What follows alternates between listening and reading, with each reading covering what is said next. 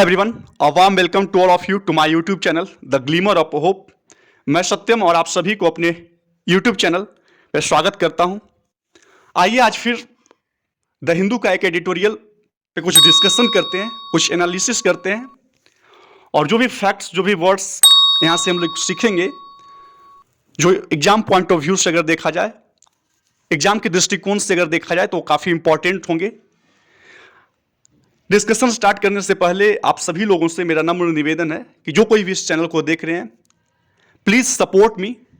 Channel को subscribe कीजिए, like कीजिए, शेयर कीजिए अपने दोस्तों में जो भी एजुकेशनल ग्रुप्स से आप इंगेज हैं। सो आइए हम लोग अब टाइटल की ओर अग्रसर करते हैं। Title is welcome pragmatism on India G20 presidency. हम लोग बिनो वेरी वेल कि G20 का जो सम्मेलन है, जो मीटिंग है, वो चल रहा है इंडोनेशिया के बाली में। तो जो टाइटल है वो बोल रहा है welcome pragmatism. Welcome means no very well, एक एक वर्ड्स करके हम लोग देख लेंगे। स्वागत। Pragmatism means what? व्यवहारिकता। व्यवहारिकता means what? Practical attitude. Practical attitude, a pragmatic attitude, that is pragmatism. So ऐसा टाइटल क्यों लिखा गया? It's very important to know, it's very imperative to know. ये टाइटल लिखने का मतलब सिर्फ इस बात को हाईलाइट करना है कि जो नरेंद्र मोदी और चाइनीज प्रेसिडेंट जिनपिंग के द्वारा जो बातें हुई, वो कहीं ना कहीं जो नरेंद्र मोदी का यह निर्णय लिया गया कि हम उनसे हाथ बढ़ाएं, बात करें, तो ये जो व्यवहारिकता दिखाया गया नरेंद्र मोदी के द्वारा, वो काफी स्वागत योग्य है। सो चीनी राष्ट्रपति के साथ हम लोग जानते हैं कि जो जब से 2020 से LAC पे स्टेलमेट लगा है, तब से ये पहली बार उनके साथ in physical means person to person बात हो रहा है। तो ये काफी इंपॉर्टेंट है और पार्टिकुलरली इन द सेंस कि जब नेक्स्ट ईयर इंडिया G20 का प्रेसिडेंसी मीन्स उसको चेयर करने वाला है, so it becomes more important. ये ज्यादा इंपॉर्टेंट हो जाता है इस बात पे हाईलाइट करना, इस बात को। ऑन इंडिया G20 प्रेसिडेंसी, पहले कॉन्टेक्स्ट को हम लोगों ने देखा। दूसरी कॉन्टेक्स्ट है इंडिया को जो प्रेसिडेंसी मिलने वाला है 2023 में, तो इंडिया को क्या करना होगा? What will India have to do? India को क्या करना होगा? कैसे एक मंच पे सारे देशों को एक सहमत कर पाएगा? कितना मेहनत करना पड़ेगा? इस कॉन्टेक्स्ट में भी, इस एडिटोरियल को हम लोगों को पढ़ना, इस प्रोस्पेक्ट में भी। आइए हम लोग आगे बढ़ते हैं। आगे बढ़ने से पहले it's very important to know कि G20 जो कंट्रीज हैं, यानी कि जो 20 कंट्रीज हैं, वो कौन कौन से हैं, आपको ध्यान में रखना होगा। कौन कौन कंट्रीज हैं, एग्जाम में बहुत जनरली आस्क किए जाते हैं। सो एक बार हम लोग रिवाइज कर लें। Argentina, Australia, Brazil, Canada, China, European union, France, Germany, India, Indonesia, Italy.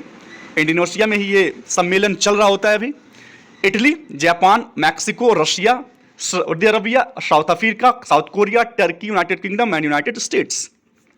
Next year ये सम्मेलन इंडिया इसका प्रेसिडेंट बनेगा। इनकी जो प्रेसिडेंसीज है वो इंडिया में आएगी। सो इसके बाद हम लोग इस फोटो को देखना होगा। इस इमेज में दिखाया गया कि ये जो इंडोनेशिया के हैं, उनके द्वारा ये जो गैवेल है ये दिए जाना इस बात का संकेत है कि जो प्रेसिडेंसी है वो इंडिया के हाथों में जा रहा होता है। इस बात का ये सबूत है, ऐसा दिया जाता है। सो आइए हम लोग पैराग्राफ टाइटल की ओर मूव करते हैं। India during its presidency of G20 need to bring all nations in line with its vision. India को क्या करना होगा अपने प्रेसिडेंसी के दौरान? जब G20 का प्रेसिडेंसी इंडिया के हाथों आएंगे, इंडिया उसको चेयर करेगा, तब क्या जरूरत है? जरूरत इस बात का है कि वो bring all nations in line, सभी को क्या लाए? सिमिलर लाए। सभी का जो विजन है, सभी को एक सहमत करे अपने विजन के साथ। उनका जो एम है इंडिया का, इस रंगमंच पे आने का जो एम होता है, तो उस एम में सभी सिमिलर हो, और इसके लिए इंडिया को क्या करना होगा? अथक प्रयास करना होगा। अब आइए हम लोग पैराग्राफ, एक एक पैराग्राफ करके, एक एक लाइन्स, एक एक वर्ड्स करके देखेंगे, समझने का प्रयास करेंगे। And I will try my best to keep it simple.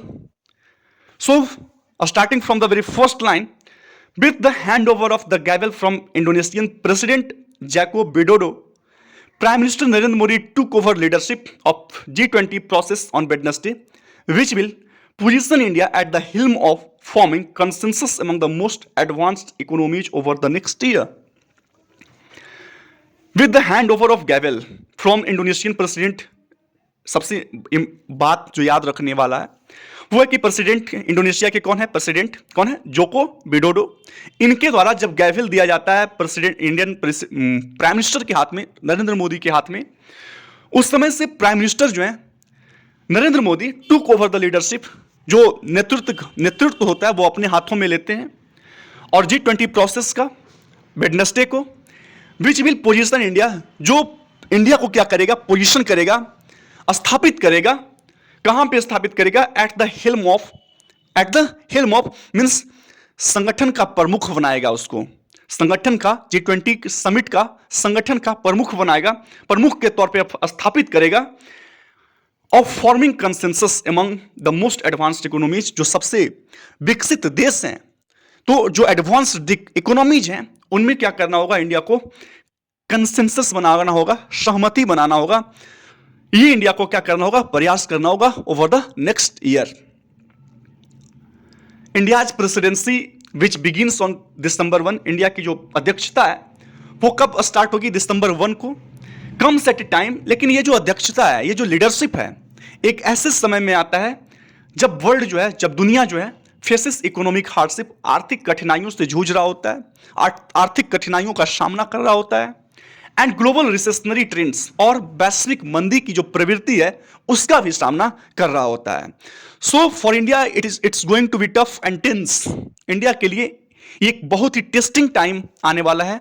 India की जो एटीट्यूड रहा है, इंडियन जो लीडरशिप है, जो डिप्लोमैट्स हैं, उनकी जो प्रैग्मेटिज्म है, उनकी जो व्यवहारिकता है, उसका टेस्ट होने वाला है।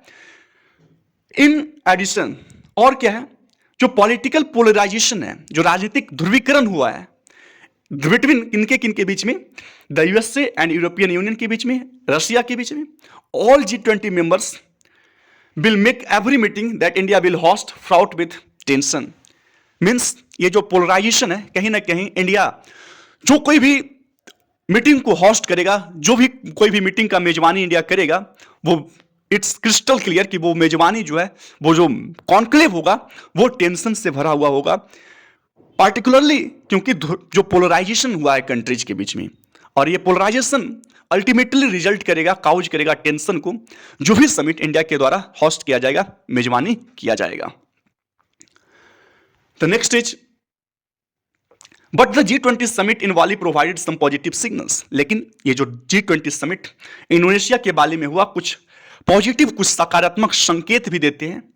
Despite fears that G20 members would fail to produce a joint statement, कुछ डर था कि जो G20 के मेंबर्स हैं वो कहीं ना कहीं विफल होंगे किस चीज में, पेश करने में।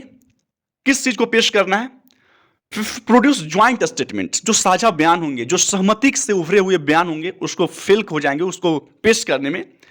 जो सिरफास थे, सिरफास में जो डिप्लोमैट्स थे, जो प्रतिनिधि की जो मंडल आई थी, तो उनके जो डिप्लोमैट्स थे प्रत्येक डेलीगेशंस की, फर्जीवर्ड, उन्होंने क्या किया, परसिवर्ड किया, मतलब continue the course of action to reach a 17 page consensus.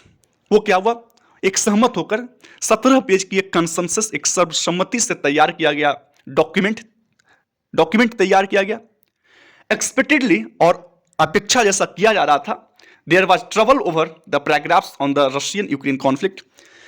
Trouble कहां हुआ, डिस्प्यूट्स कहां उठा, तो जो स्टेटमेंट दिया गया था, जो पैराग्राफ्स थे, जो सेक्शंस लिखे गए थे रशिया और यूक्रेन के कॉन्फ्लिक्ट को लेकर, वहां पे कुछ ट्रबल आया, वहां पे कुछ सिचुएशन जो था वो टेंस हुआ, और ऐसा अपेक्षा भी किया जा रहा था। India's role in tempering some of the language, India का जो रोल रहा कि कुछ भाषाओं को क्या रखा जाए, संयमित रखा जाए, न्यूट्रल रखा जाए। तो इंडिया के जो ये जो भूमिका रहा, और जिस तरह से अपने भूमिका को अदा किया इस निगोसिएशंस में, इस बातचीत में, हैज बीन हाईलाइटेड, उसको हाईलाइट किया गया, उसको स्पॉट में रखा गया, उस पर प्रकाश डाला गया। और मिस्टर मोदी फ्रेज और मिस्टर मोदी के द्वारा जो वाक्यांश दिए गए थे at the SCO summit, Shanghai cooperation का जो मीटिंग हुआ था, जो समिट हुआ था उसमें सितंबर में, और वो क्या था कि that this is not an era of war, ये युद्ध का युग नहीं है। तो ये जो वाक्यांश दिया गया था, ये जो स्टेटमेंट दिया गया था, फ्रेज दिया गया था मिस्टर मोदी के द्वारा, was included in the final statement, इनको शामिल किया गया था अंतिम जो स्टेटमेंट था उसमें। The majority of the G20 leadership was not in favour of equivocating on the conflict. जो मेजोरिटी ऑफ G20 लीडर्स थे वो इस बात को फेवर नहीं कर रहे थे, और किस बात को? फेवर ऑफ इक्विवोकेटिंग, प्रिवेरिकेट करने का, क्लियर और जो कंफ्यूजिंग स्टेटमेंट है उसको फेवर नहीं कर रहे थे ऑन द कॉन्फ्लिक्ट पे, जैसा इंडिया और कुछ अन्य देश करते आ रहे थे। एंड द ज्वाइंट कम्युनिके, और जो साझा कम्युनिके आया, जो ऑफिशियल अनाउंसमेंट आया, उसमें यह कहा गया कि मोस्ट मेंबर्स, ज़्यादातर जो मेंबर्स थे वो स्ट्रांगली कंडेम करते हैं, बहुत ही बुरी तरीके से निंदा करते हैं, बहुत ही कठिन तौर पे, स्ट्रांगली मीन्स बहुत बुरी तरीके से, भी कैन से निंदा करते हैं, कंडेम करते हैं जो वॉर यूक्रेन में चल रहा होता है, रशिया और यूक्रेन का जो कॉन्फ्लिक्ट होता है। तो मोस्ट जो मेंबर्स हैं वो इस बात पे निंदा करते हैं, उनकी जो गंभीरता है उसको प्रकाशित करते हैं। It was a positive sign, यह कहीं ना कहीं एक पॉजिटिव साइन है, एक बहुत ही सकारात्मक संकेत है कि well Russia protested the statement, इस स्टेटमेंट को रशिया ने प्रोटेस्ट किया था।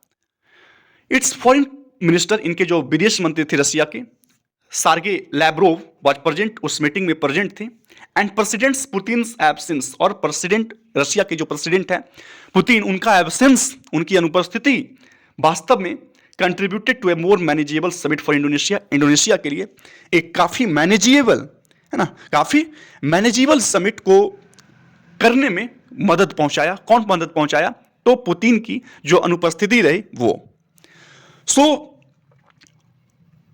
द फैक्ट, जो तथ्य है कि that mister Modi also extended his hand to Chinese president, mister Modi ने भी बहुत ही प्रैग्मेटिक होकर, बहुत ही प्रैक्टिकल होकर हाथ बढ़ाया चाइनीज प्रेसिडेंट जिनपिंग के लिए ड्यूरिंग द बैंकेट, जब बैंकेट चल रहा होता है, जब सेरेमोनियल मील चल रहा होता है, in the contrast to their stony demeanour at the SCO summit. और ये हाथ बढ़ाना वो क्या है? काफ़ी कंट्रास्टिंग है उनकी जो क्या है, उनकी जो कठोर आचरण था उसके पूरी तरह से विपरीत है उनका हाथ बढ़ाना, क्योंकि जो एससीओ समिट इन सितंबर में हुआ था and could signal A thaw in talks between them for the first time since the LAC stand of 2020। और ये हाथ बढ़ाना जो है, जो उनके आचरण के विपरीत है, तो हो सकता है कि एलएसी के गतिरोध में एक रिलैक्सेशन का भी संकेत देता हो। बिनो वेरी वेल की 2020 में जो ये स्टैंड ऑफ स्टार्ट हुआ था एलएसी पे, उसके बाद कोई भी बातचीत नहीं हुआ था, और ये फिजिकली जाकर मिलना, हाथ बढ़ाना, ये कहीं ना कहीं एक रिलैक्सेशन का भी संकेत दे सकता है, और इस बात को भी कहीं ना कहीं प्रकाशित करता है कि जो भारतीय डिप्लोमैट्स हैं, जो भारतीय प्राइम मिनिस्टर हैं, उनकी प्रैग्मेटिक एटीट्यूड का भी, उनकी जो प्रैक्टिकल एटीट्यूड रहा, इस बात को भी कहीं ना कहीं हाईलाइट करता है। While mister Modi may have to explain the shift domestically, अब ये जो शिफ्ट आया नरेंद्र मोदी के मूव में, इनको कहीं ना कहीं घरेलू स्तर पे आपको उनको व्याख्या करना होगा कि क्या रणनीतिक स्ट्रैटेजी था। His decision to speak to the Chinese president also reflects practical reality that India, as the host of G20 and the SCO in 2023, will need to ensure the full participation of the groupings that include rivals such as China and Pakistan. तो नरेंद्र मोदी के द्वारा जो move लिया गया, उनका कहीं ना कहीं उनको व्याख्या करना पड़ेगा घरेलू स्तर पर, लेकिन उनका जो ये डिसीजन रहा, उनका जो ये निर्णय रहा कि वो चाइनीज प्रेसिडेंट से बात करेंगे, स्पीक करेंगे, ये रिफ्लेक्ट करता है, कहीं ना कहीं इस बात को रिफ्लेक्ट करता है जो प्रैक्टिकल रियलिटी है, जो प्रैग्मेटिक रियलिटी है, जो वास्तविक व्यवहारिक क्या है, वास्तविकता को भी दर्शाता है। दैट, और वास्तविकता क्या है कि इंडिया मेजबान की तरह, होस्ट करेगा G20 को, और 2023 में एससीओ को भी। तो इंडिया को क्या करना होगा? Will need to ensure, India को यह सुनिश्चित करना होगा द फुल पार्टिसिपेशन, कि पूरी तरह से लोग पार्टिसिपेट हों, जो मेजबान करें हम मीटिंग को, उस मीटिंग में ऑफ दोज ग्रुपिंग्स जो इस ग्रुप में हैं, उनका फुल पार्टिसिपेशन हो, इस बात को इंडिया को इंश्योर करना होगा।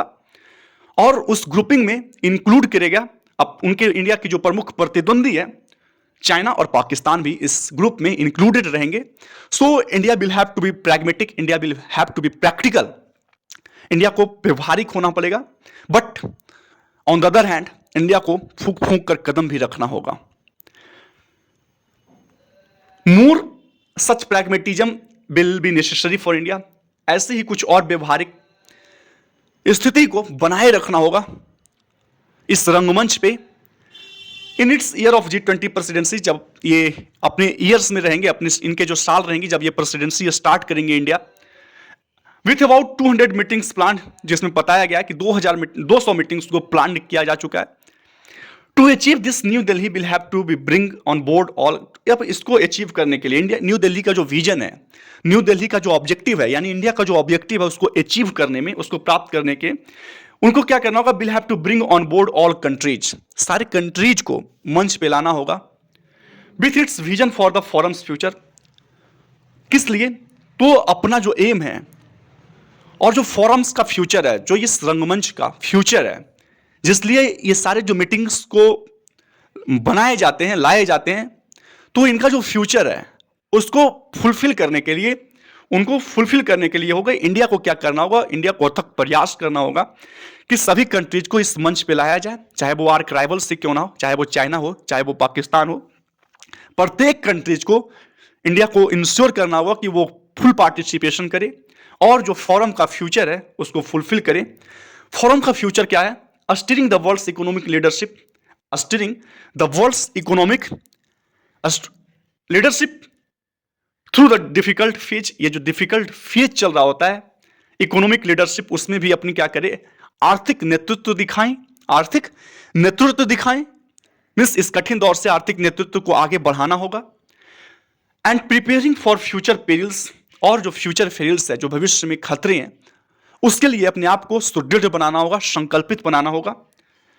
इंक्लूडिंग क्लाइमेट चेंज को लेकर एंड ग्लोबल वार्मिंग को लेकर, फूड एंड एनर्जी शॉर्टेज को लेकर, टेररिज्म आतंकवाद को लेकर, और कॉन्फ्लिक्ट, जो टेररिज्म एंड कॉन्फ्लिक्ट को लेकर जो डिस्प्यूट्स हैं उसको लेकर, and bringing the digital divide, और जो डिजिटल डिवाइड है, इस सभी मुद्दों पे इंडिया को जो फोरम का जो फ्यूचर है उसको सही करने में, उसमें आगे बढ़ने में कहीं ना कहीं इंडिया को अथक प्रयास करना पड़ेगा।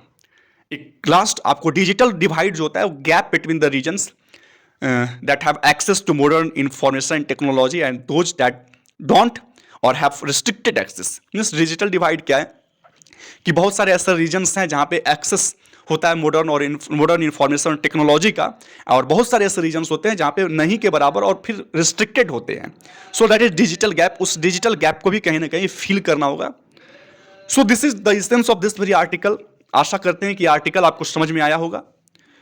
The essence is much more clear कि इंडिया को अगले साल G20 का प्रेसिडेंट बनाया जाएगा, तो इंडिया को अपने ऑब्जेक्टिव को फुलफिल करने के लिए ये दिलासा दिलाना होगा, ये सुनिश्चित करना होगा कि उनकी जो एटीट्यूड रहे वो प्रैक्टिकल रहे, वो प्रैग्मेटिक रहे।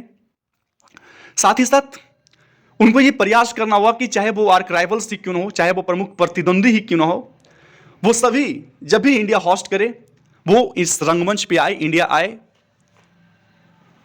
एंड इस बात में को यह भी दिखाया गया इस आर्टिकल में कि भारतीय प्राइम मिनिस्टर के द्वारा जो प्रैक्टिकल एटीट्यूड दिखाया गया इंडोनेशिया के बारे में, वो काफी स्वागत योग्य है। So this is all about this article. Once again I would like to request you all that please like and subscribe this channel if you are new to this one. फिर हम लोग कल मिलते हैं इसी समय। तब तक के लिए धन्यवाद। Have a nice day. Thank you. Take care all of you and bye bye.